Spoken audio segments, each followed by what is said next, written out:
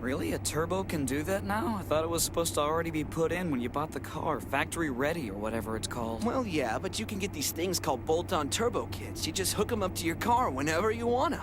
If you want some extra oomph, the turbo is the easiest way to get it.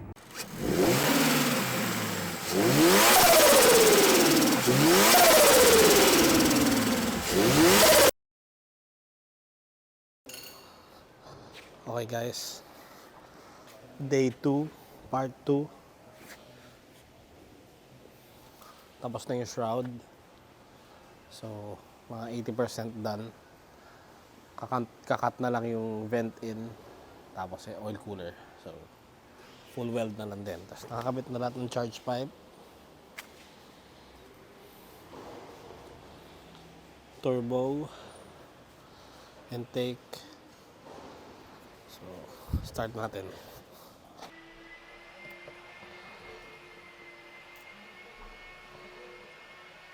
Start up.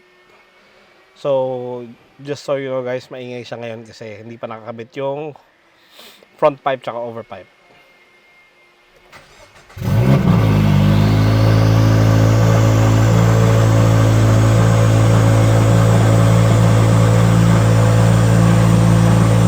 So, cold start.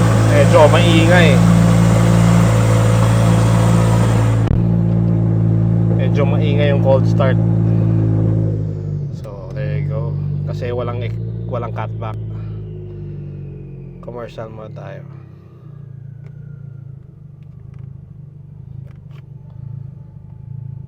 Ayos yan ah. So yan. Everything is working. No check engine light. 2-day install. Tapos na siya. So, right now, nagkakabit kami ng AEM, AFR, at saka boost gauge. As you can see, 900 kilometers virgin. Ang ginagawa sa virgin, tino-turbo. Literally, tino-turbo. Check natin sa labas.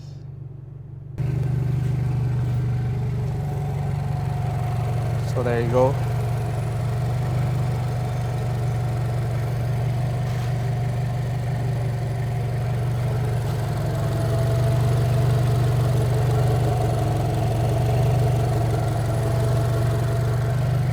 Start up in 2 days.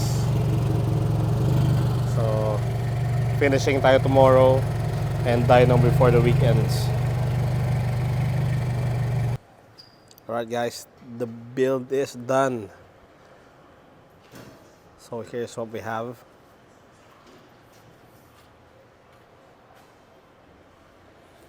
So the kit came with its own wrap, but we prefer this kasi yung kasama ng wrap na dinidikit natatanggal over some time So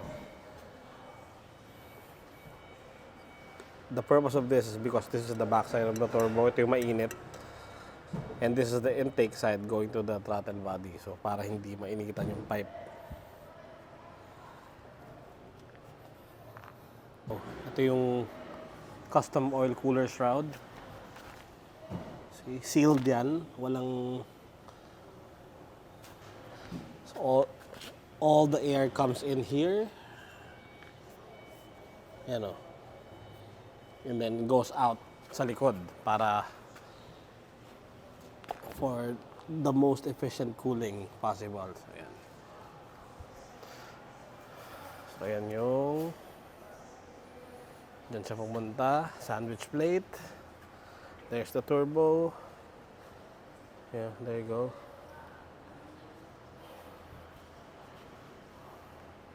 Headers, downpipe wrapped. So all good. We also fitted this IAG catch can.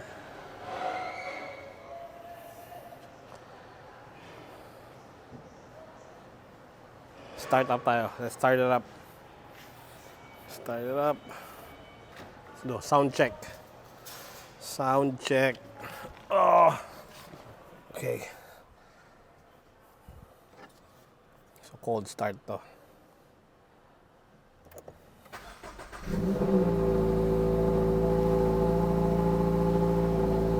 We also fitted gauges,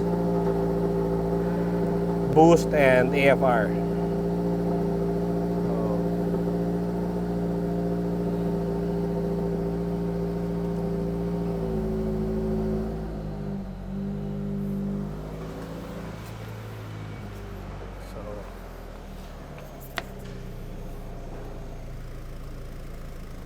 Yung sound niya is not too loud. Sakto lang. Pero when you rev it,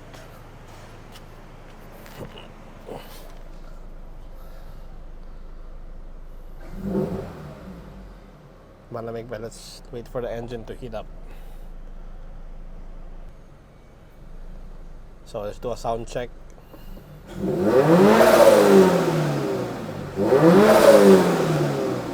Oh, you hear that turbo whistle? Yeah.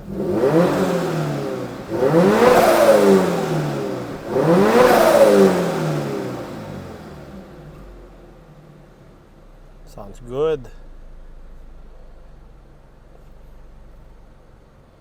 So pag nasa labas, hindi siya masyadong maingay. So, iwan natin yung mic dito. Yan.